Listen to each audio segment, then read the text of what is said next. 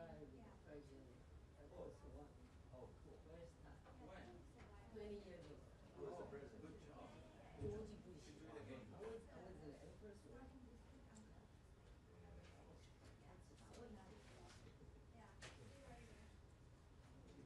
Create the host country data. And it was.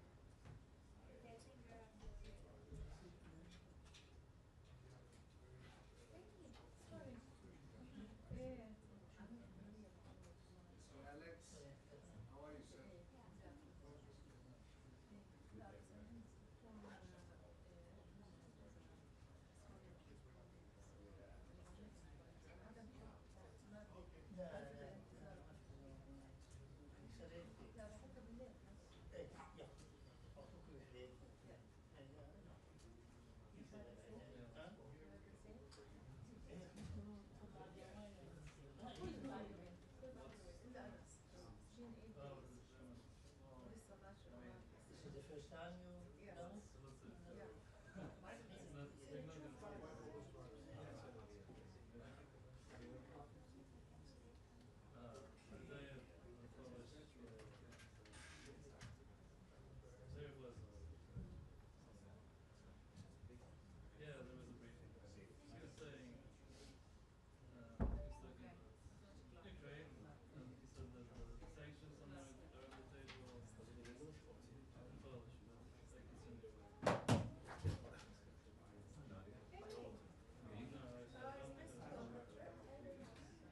Yeah.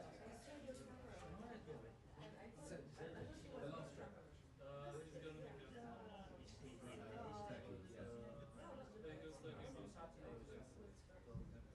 Oh, sorry, Saudi, yeah. No, I didn't. Yeah, I had a couple of colleagues there. You were there for lunch?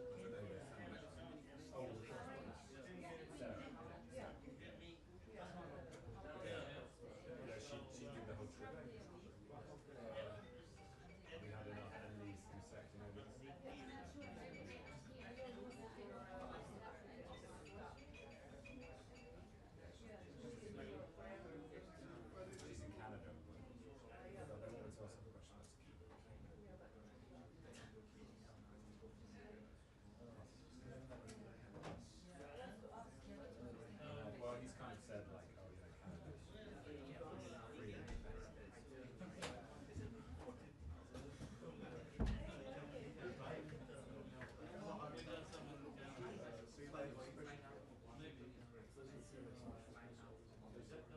yeah, no, it's great. It's good like this. Yeah. That's all right.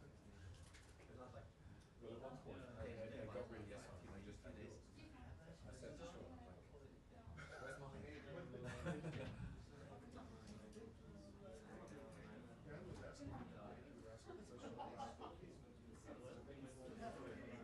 Yeah, I mean, I'll give it a try, but like, it's like London. Because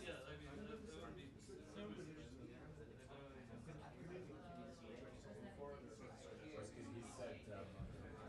said,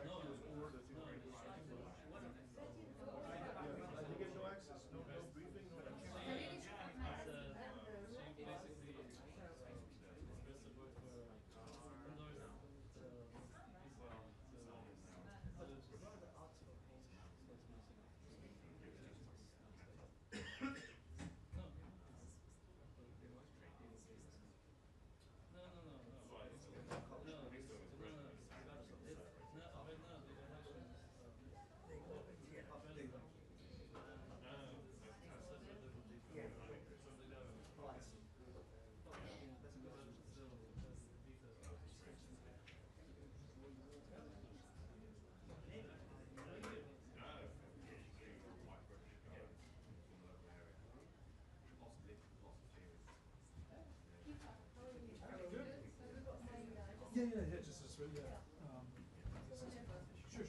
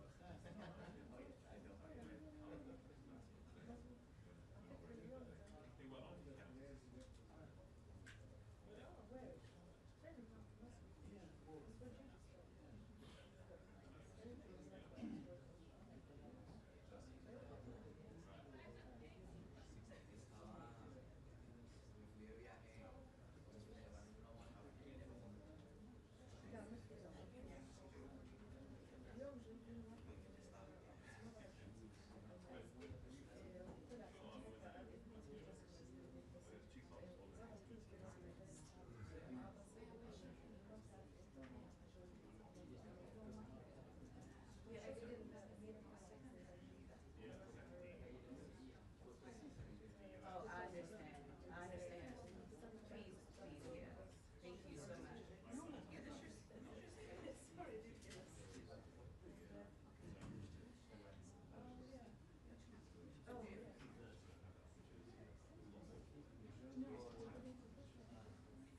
Oh, I'm sorry. Well, yeah, you're here.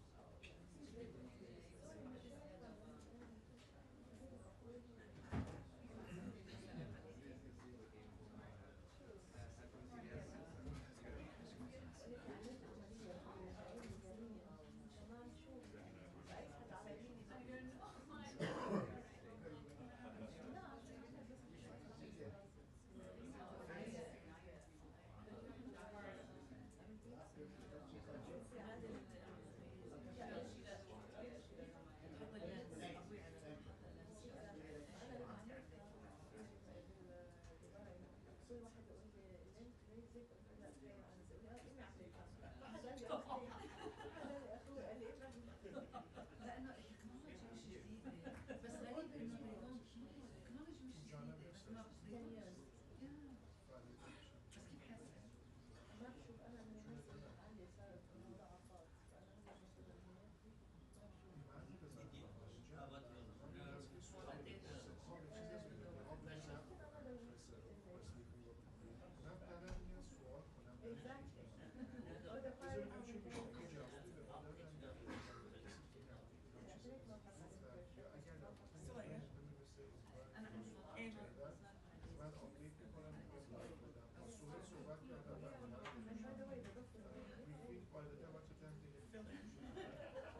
If people want to move forward, they can. Yeah, if people want to move forward, you can. Yeah, they can move forward. They said something in the press release.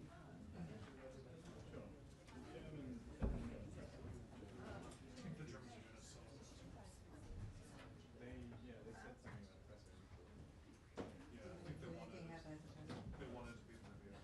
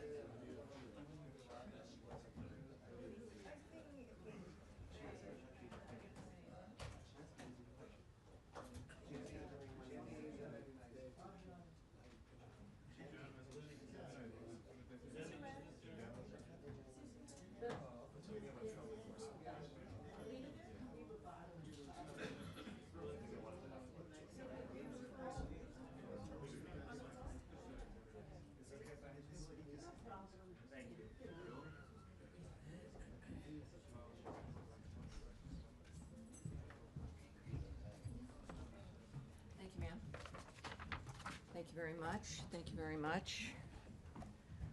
Hi, everybody. Some musical chairs. What was going on in here? I was thinking, my gosh. All right, though, this is good. Thank you all for being here. I appreciate it. I think it's beautiful outside. Who was outside recently? Yes. It was raining. The flowers think it's a beautiful day. All right, you guys. Yes, thank you very much. Yes, a couple of announcements here as we begin. Today, the State Department issued a security alert warning Americans against travel to Venezuela and bordering areas for any reason. Americans who travel to Venezuela or nearby border regions risk being wrongfully detained in prison for months or even years. I cannot emphasize enough the gravity of this warning. More U.S. nationals are currently wrongfully detained in Venezuela than in any other country. President Trump has obtained freedom for several Americans wrongfully detained in Venezuela since taking office, most recently last week, and we continue to do everything we can to secure the freedom of the remaining Americans wrongfully detained in Venezuela. We need to ensure that no additional Americans are falling into this trap. Our simple message for Americans: do not travel to Venezuela. The Secretary's highest priority is the safety and security of the American people. And thank you, everyone, especially everyone listening at home, for heeding this warning. Now, turning to Syria. There have been several major steps over the weekend to enact President Trump's vision of a prosperous Middle East and a stable Syria at peace with itself and its neighbors. U.S. Ambassador to Turkey Thomas Barak assumed the role of U.S. Special Envoy to Syria, and he met with Syrian President Ahmad al-Sharaa and Foreign Minister Assad al-Shabani in Istanbul. We also have taken significant steps to lift sanctions against Syria. On Friday, Secretary Rubio waived Caesar Act sanctions for 180 days, and the U.S. Treasury Department announced General License 25 and other relief measures. We are engaging with regional and global partners to open investment in Syria. The cessation of sanctions against Syria will advance our primary objective, the enduring defeat of ISIS, by giving the people of Syria a chance for a better future. The United States will remain focused on the mission to defeat ISIS and eliminating terrorists who threaten Americans. And that is our announcement. Some very good news, obviously. Many of us, we've been talking about this from the beginning of my being at this podium. So it's a pleasure to give you some more specifics. And of course, with Special Envoy Barak, I think we're in very, very good hands. Let's start, surprisingly, with Matt Lee.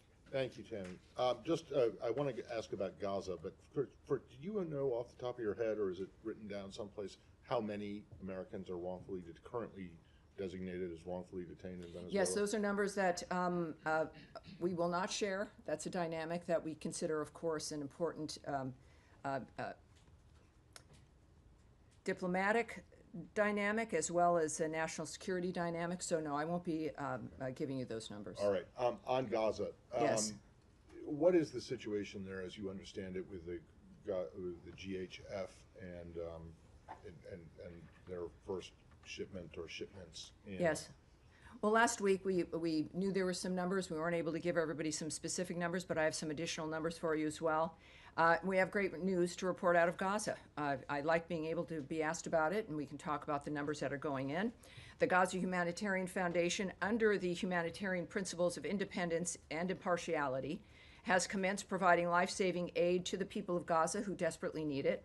Approximately 8,000 food boxes have been distributed so far. Each box feeds 5.5 people for 3.5 days, totaling 462,000 meals.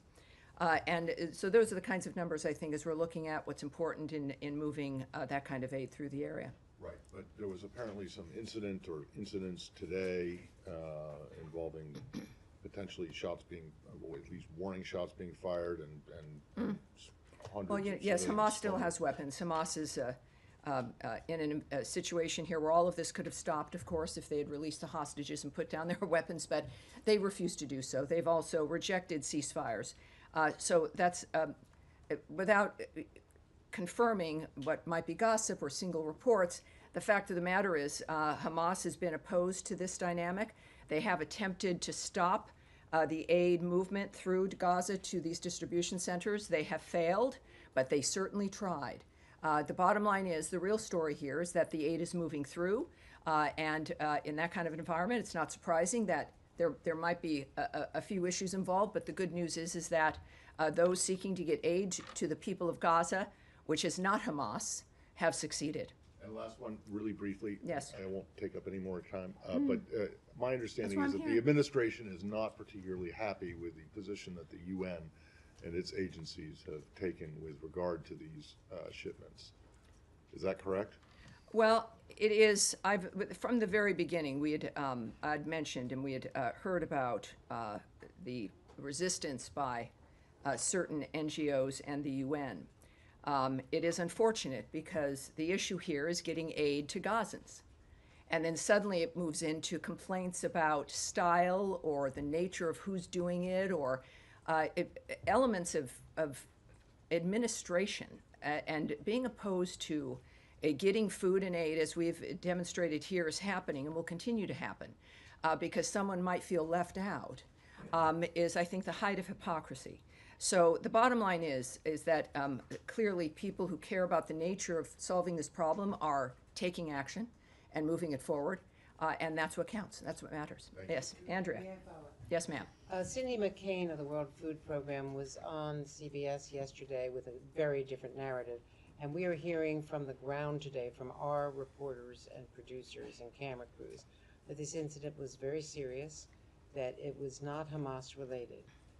Cindy McCain said that Hamas is not breaking up the food deliveries, that people are starving and there are food riots because people are desperate. And the criticism of the GHF has been that it is not independent or impartial, that it was started by the Netanyahu government with people who are supposedly independent, and that it is only operating in the south, deliberately designed with 4 distribution points in the south in order to have people in the north move south for the aid and therefore accelerate the movement of people and the putting people in the south rather than in the north where they wanted to be. So there are a lot of controversies about this from the ground, yes. from all of our reporting. McCain said that no one had approached the World Food Program, which is still delivering food into Gaza, that people have been desperate. No one had, she had met with, as you know, the secretary. She said she welcomed that, was grateful for it, that the Rubio and McCain families have been friends for decades, but that they had a frank conversation about what's happening between Israel and the food deliveries, and that no one had even told them about this foundation or given them. Well, or had Andrea, this coordinated is with them where, in any way. again, there's certainly, this is something the world is watching, something we've all cared about getting resolved. It is not an uncomplicated situation. This is, however, the first delivery of major aid, if not the only aid we've been hearing for months. I wish that Cindy McCain had spoken up, that they had found a way to move food into Gaza, because that certainly hadn't been conveyed to us. But now, which, if that's the case, that's great. What I do know is that the people on the ground now, as the number I told you, I think is rather significant, 462,000 meals. You know, that's what we're focused on. And that this is, and I'm not going to address either gossip or complaints or people who knew or weren't included or would do it a different way or who's shooting at whom. That Hamas, it's not Hamas. The real story here, the story is that aid and food is moving into Gaza at a massive scale at this point when you're looking at 8,000 food boxes. Was this going to be like going to the mall or through a drive-through? No, it wasn't. This is a complicated environment, and the story is the fact that it's working. I find it difficult that there are people who would go on television shows to complain about a process that is working and moving food into the area. Tammy, Will one it improve follow-up, over please. time? Would anything that we do improve over time? Yes, in all likelihood. And I think anyone would welcome someone like Mrs. McCain or anyone else who has a method within which to contribute to this effort to be able to do so instead of going on television and complaining. Tammy, And that's one follow-up, please. the real story is that this is succeeding, and I think we should all at least have the courage to embrace that. But until now, there has been a blockade by Israel of the food. So no one has been able to get through Well, I those thought you just said crossings. Cindy McCain said that she was able to do that, but I would also say that this process managed to overcome that dynamic, and the dynamic has changed. Whatever it was that was hindering the nature of was aid to blocking the it. Gazan people has been overcome. It clearly needs to expand. I don't speak for this foundation, but clearly we've got to welcome any dynamic that allows getting aid and food into the region, which is happening right now, and that's the story. Nadia. Thank you, Tammy. Two questions. I understand this is the beginning of a process. For the time being, the delivery of food is at two places, which is Tal Sultan and the Murag crossing. Is this any guarantee that people who come from the north to receive this food, are they allowed to go back? Because that's the fear, that basically this is a way to move the population from the north to the south. And do you have any plan that they would expand it to go to other places Well, in it's the not, north? this is not a State Department effort. We don't have a plan. I can't answer that regarding the nature of how certain situations would be responded to. I'm not going to speculate or say what they should or should not do. The Gaza Humanitarian Foundation has an email. They should be reached out to, and that's what I'd recommend regarding plans to expand, plans to make assessments of what's worked and what hasn't at this point, and what changes they might make, and what the goal is. Clearly, the goal is to reach as many people as possible. Can I ask you Yes, about sir. Iran? Yeah. Go ahead, please. The Israeli Minister of Strategic Affairs is in town, according to Israeli media. Has there been any meeting between him and Secretary Rubio? And can you update us on the state of talks between Iran and the U.S.? Is there a new meeting planned ahead? Well, I will not discuss, as you might imagine, any meetings or conversations the Secretary's having that are not public or may not be happening. Regarding the latest rounds of talks regarding Iran, we can tell you that Senior Advisor and Special Envoy Steve Witkoff, of course, and Policy Planning Director Michael Anton participated in a fifth round of talks with Iran on Friday, May 23rd in Rome. The discussions were both direct and indirect and lasted over 2 hours. The talks continue to be constructive. That's not something that we've been able to say that in these particular talks, which is beneficial, and in this case they were constructive as well, and we made further progress. Both sides have agreed to meet again in the near future, and we are grateful to, once again, our Omani partners for their continued facilitation of the process. All right? Yes, dear. Just to follow up on the Gaza Humanitarian Foundation, because Sure. I think you talked about independence and neutrality that was involved in this new foundation, but I mean, quite clearly that's not the case. I mean, the IDF itself has said this has been done in coordination with it and the foundation, so it's clearly being done, and the security of it is carried out by, on the perimeter, Israeli forces and then American security contractors. The problem with that, and what all the experts in the United Nations say, is that you therefore have a situation where the aid is provided by an organisation that seems to be a party to the conflict, and that's what the UN has always avoided, because you potentially made the recipients targets, and we're seeing that already, potentially, in that this has become a very militarised form of aid. So I'm just interested in why you describe this as independent and neutral when it clearly doesn't appear to be so. Well, again, I don't speak for this foundation. What I can tell you is the description of the nature of what they're accomplishing, which is getting food and aid into that region. I'll say that just one more time. There are some disagreements about how that's being handled, how that's being implemented.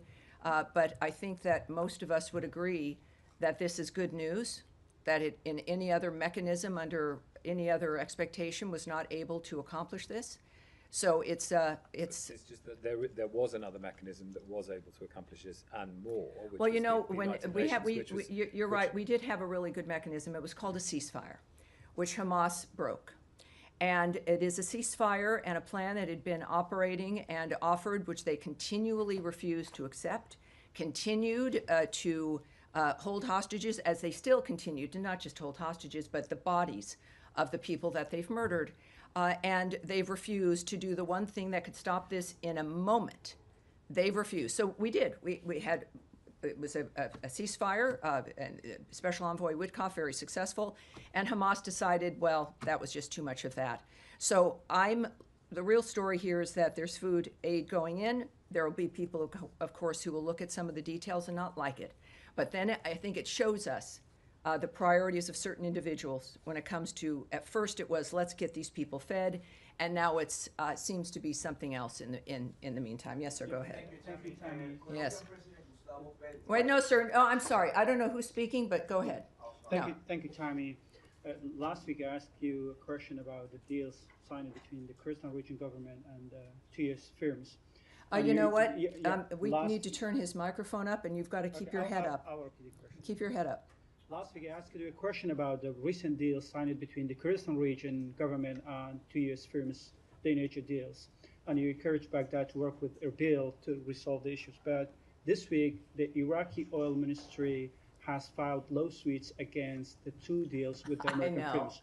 So any reaction to that, and how this impacts the U.S. firms' incentive to invest in the region? And I have another question regarding Yes, last week we discussed some of the difficulties here, but as I said last week, worth repeating today with this new news, is that the United States supports economic deals that benefit all Iraqis, including the two announced last week.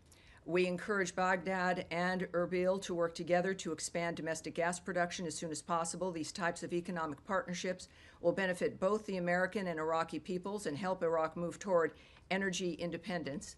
U.S. oil companies have invested billions of dollars in the Iraqi Kurdistan region's oil sector.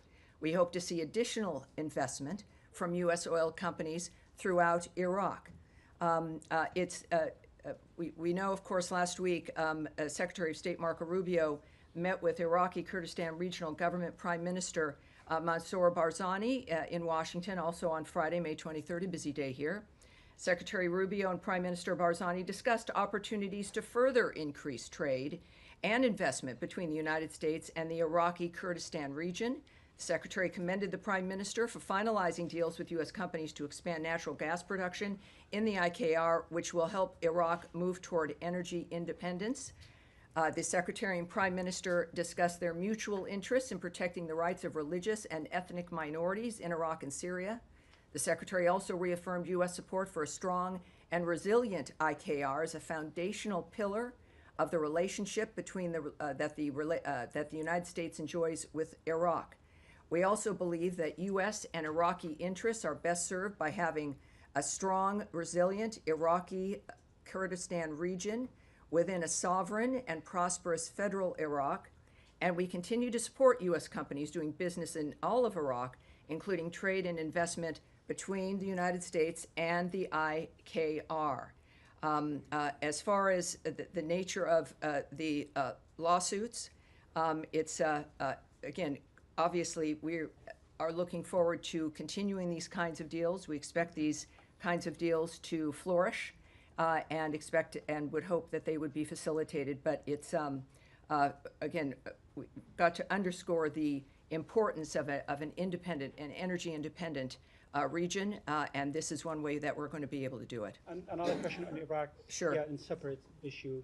Do you confirm if there's any U.S. involvement in any negotiations with Iraq to release Elizabeth Tsurkov, an Israeli-Russian academic kidnapped nearly 2 years ago in Baghdad? Has the Israeli government requested assistance from the U.S. government in this regard? I do have something I can tell you on this. There is some reports regarding an exchange discussed. Those reports are categorically false, although we remain committed to existing discussions regarding her, and we have and will continue to underscore with the Iraqi government the urgency of securing her release, that is, Elizabeth Tsurkov's release.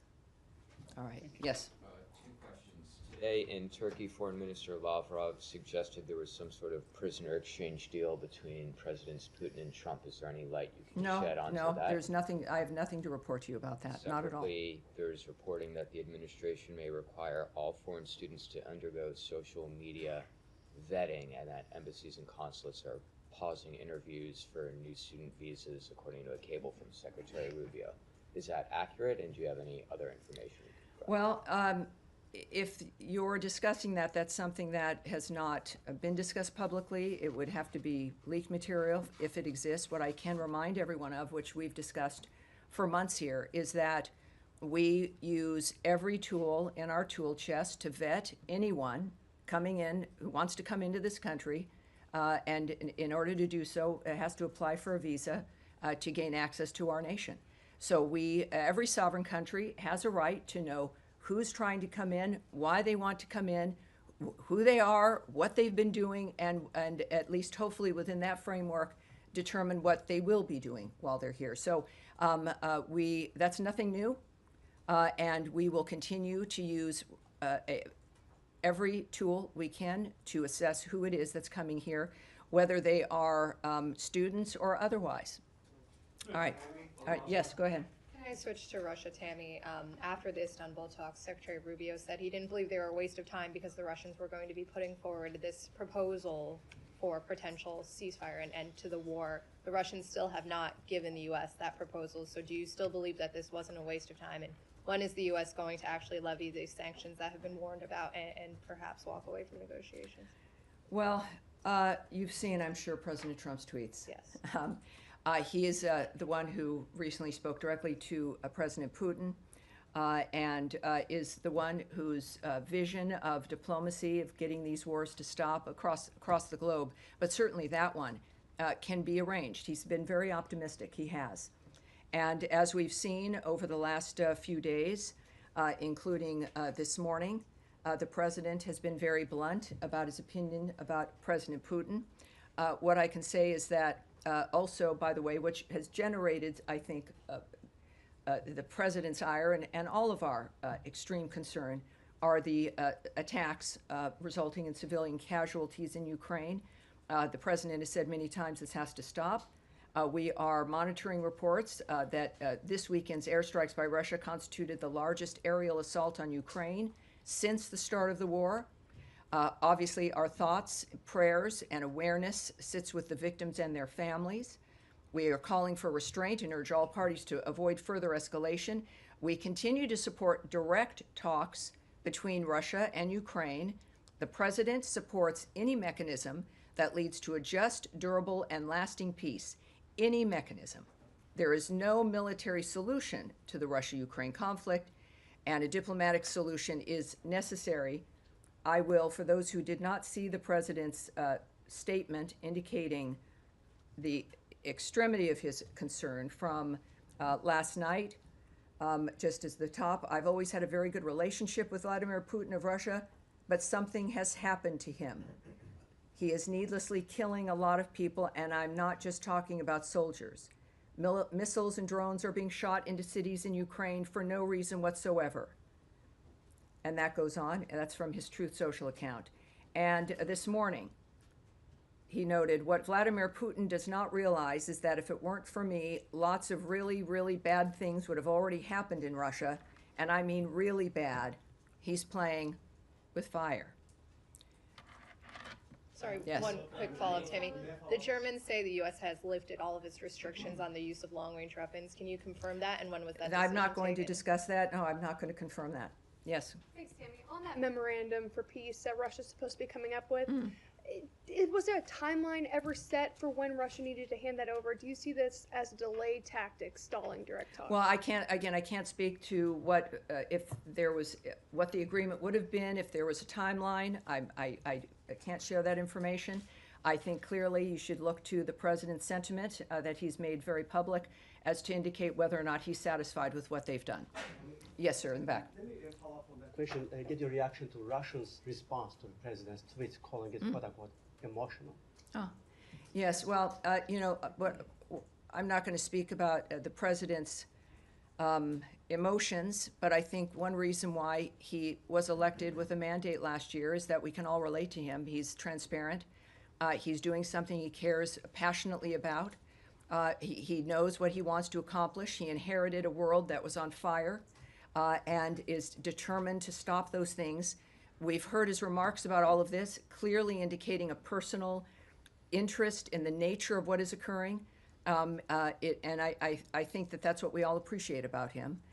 If the Russians cared about the nature of how this is proceeding, they would be thinking less about that and more about what they could do, which is in their hands, to stop the carnage and the slaughter that's happening right now.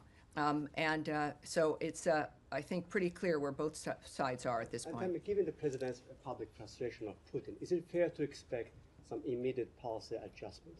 I wouldn't call it frustration. It is a statement of the man who has led the effort for peace in so many different regions, making it clear and being completely transparent about his opinion about what's transpired.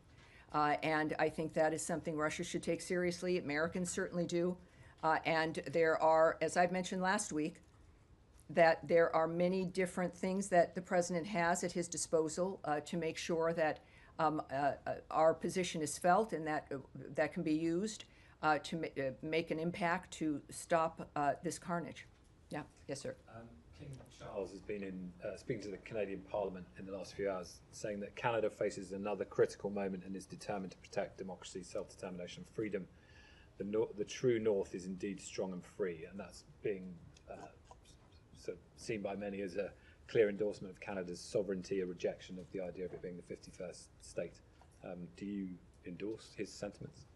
I'm a fan of Prince Charles, King Charles, and of Prince William and Princess Kate. I think they're a great family. That's it. Yes, Sean, go ahead. If you don't mind, let me go back to the student visa issue. Leaving aside the issue of the cable, the Secretary himself has said that the vast majority of students in the country, foreign students, have done nothing wrong. They shouldn't be worried about their visas. They're welcome to study at American universities. People going to universities this fall, foreign students, should they be concerned that their visas won't be processed in time? Do you think that is the State Department confident that people can still attend autumn semesters?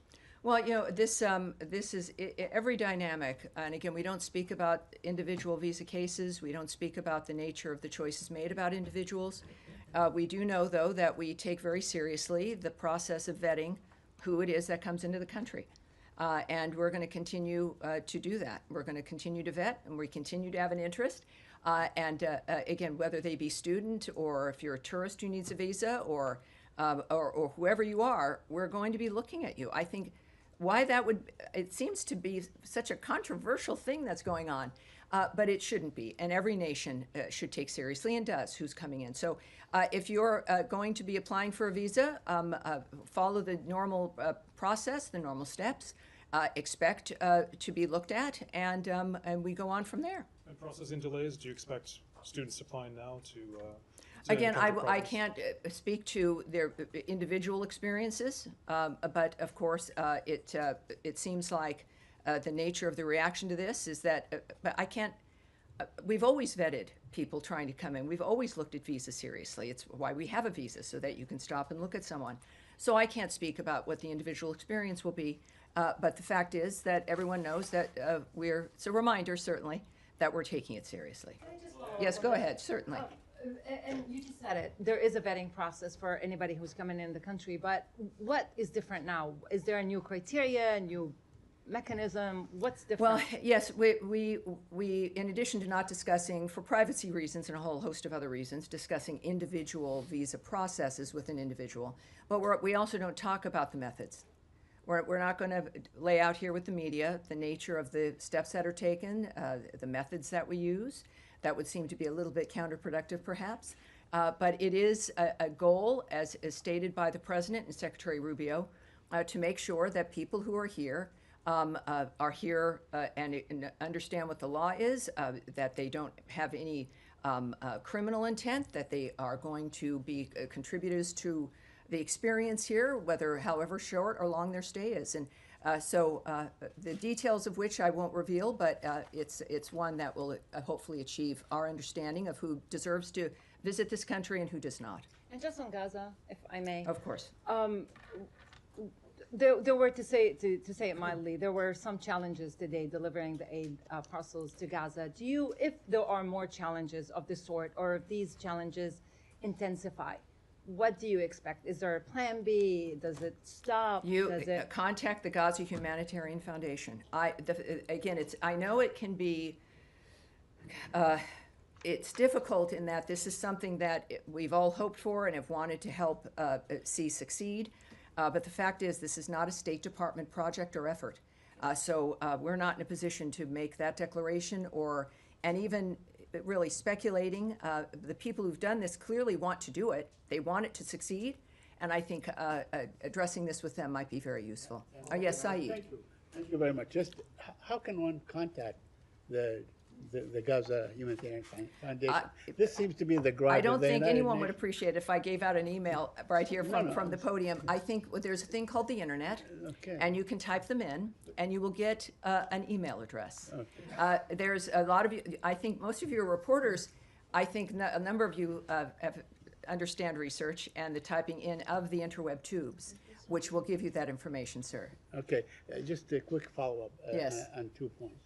Now, the gripe of the United Nations is that not knowing who this organization is and who stands behind it, who's going to finance it, and so on. They also say that there are very sparse or a couple of entry points and so on. They need more entry points. Yes, everyone has an opinion. Right. I understand that. Get, What I do know, too, is for the first time ever, Saeed, with your very well-founded concern, I can tell you that over almost 500,000 meals have been delivered into that region. I am pleased to be able to say that to you without dealing with someone or an entity or a group that isn't entirely happy because it's not absolutely perfect or because they would have done it differently. But we finally have that happening. Yes, sir, in the back, right there with I don't know, with the great hair. You've got great hair, but no, yes, sir. You're pointing. You're doing this. I don't have gray hair. No, I'm not. Yes, that's why I'm not pointing. I think you probably do. You, sir. Thank you. Yes, All right. I have no hair. Well, there you Is go. it me? Okay. Just can you confirm? No, not. I'm saying not you. The man with the A lot of people with gray hair. You, sir, speak up. I can make it. Thank you Very much. Thank you. Sorry. That's all right. If you wait, they run right by you. Right. Yeah. All right. What's your name, sir? What outlet? News. All right. Thank you. Welcome aboard. Thank you very much. As you said just earlier today, the world has been shocked by what's happened in Gaza over the past few days. The silhouette of a little girl. Well, I said it's been obviously it's been shocked over generations about what's Sure. been happening Absolutely, in Gaza. absolutely. And that Hamas certainly has refused to stop that violence. But go ahead. So, but just in the past few days, we've seen the silhouette of a little girl trying to flee burning classrooms surrounding her, killing people around her. We've seen thousands of Palestinians starved by Israel's blockade, herded between fences as they try to get fed today. A doctor who saw 9 of her children killed by Israeli bombs. All the while, this administration, of course, as we've seen, has sought to deport students who protest this, including one student who wrote an op-ed against this kind of behavior. The administration came in telling Americans it would be more pro-peace, more anti-war than This the is previous... beginning to sound like a soliloquy, sir. Do you have than a the question, previous- than the please? Do you previous have a question, administration. please? I'm curious. Yes, that's a how- very serious issue, and everyone Yes. has your question. Yes. So please ask it. I wonder how you see this administration being more pro-peace or more anti-war than the previous administration, given these kinds of horrors that Americans are witnessing. Yes, well, it is a dynamic where, as I also just mentioned a little bit ago, we did achieve a ceasefire, something which nobody thought would be possible after the heinousness of October 7th, the nature of what had occurred on that day, the fact that there has to be a new way, the president has stated, we have to have new ideas to make a difference so this stops and doesn't go from generation to generation, which all of us have experienced. It's right, wash, rinse, and repeat over and over and over again, every 20 years. And it would never stop. I think that what we've got here is after, I don't know, what has it been, 3 months, a bit over 100 days of President Trump, managing to get, I think, every warring party, every hostile party against other people on this planet to a table to stop. Now, that's the simple part. Making things happen and making it last is another thing. Hamas, we did have a ceasefire. And then Hamas decided once again that that was just not going to do, and they continue to do what they do. that first of all, again, regarding the particular issues over the last few days, we call on all parties to this conflict to take every feasible measure to mitigate civilian harm. We refer you to Israel for more information on its airstrikes. And we also know, as we all do, and this is one of the things that we've discovered time and time again, that Hamas uses hospitals and other humanitarian areas as human shields. This is why we continue to try to get a ceasefire done, despite the obstacles that Hamas constantly presents. It is apparently their hope that we would just give up and go away, or that the usual status quo would continue. But President Trump is not that person. He's a person who gets it done. After decades of conflict, I understand you're frustrated after maybe 3 months of it not being perfect yet. But that is what we are going for. We will continue to work for this. It is President Trump's commitment. Yes, Eric, please. Eric, go ahead, please. Thank you, Sally, for the question. Wanted to ask you, the end of last week we reported, and you began... And you're Bloomberg, for those watching who don't know. Go ahead. You began the conversation today, or excuse me, the briefing today, with a reference to Venezuela and to the challenges faced by Americans in Venezuela, the repression of the Venezuelan regime. Correct. The license for Chevron to produce oil in Venezuela expired yesterday. Our reporting is that there's a very narrow license for basic maintenance to make sure that equipment that's in the country doesn't become completely unusable, so that one day if there's a change of government, it might be possible to drill and produce again. This is a license that would have to come from the administration. Do you have anything on that as far as whether that's been granted? I can't speak to that at all, but what I can say is actually your timeline on the Chevron license is wrong. It's tonight at 11:59. Gotcha. So this is the last hurrah here. That will expire at 11:59 this evening. Okay. What we can say, of course, also is that, just to be very specific, beyond the warning, of course, to Americans, is that we will not allow any money to move to the Maduro regime that assists their regime. We are, of course, very conscious of the dynamic regarding, as we discussed earlier, as you noted, those who are held wrongfully in Venezuela.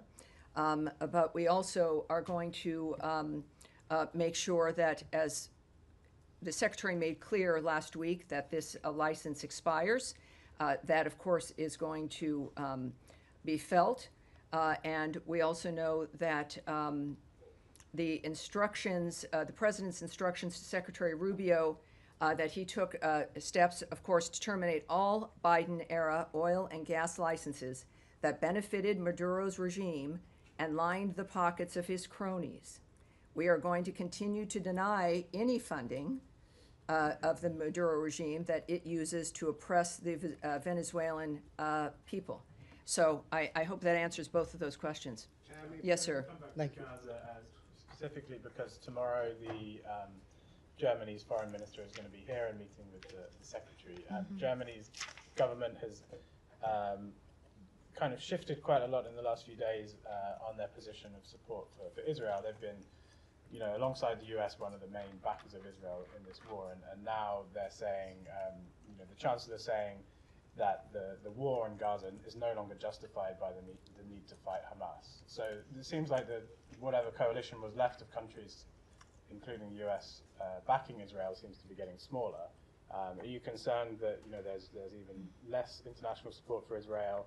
Does that influence the way that the US is thinking about this? That one of the main European countries backing Israel is well, backing again, down Chancellor Merz noting that Israel's actions can no longer be justified. The fact of the matter is that Hamas has put the people in Gaza in this situation by launching that attack on October 7th, and by continuing to hold hostages, including the bodies of 4 Americans, and continue, of course, to maintain their weapons. So when we think about actions that can no longer be justified, I think we should adjust ourselves and look at what put us in this position in the first place. Regarding the UK, Canada, France, and any number of others that took disappointing steps last week, unilateral recognition of a Palestinian state, in this case, is unproductive and obstructs ongoing U.S. efforts towards peace in the region.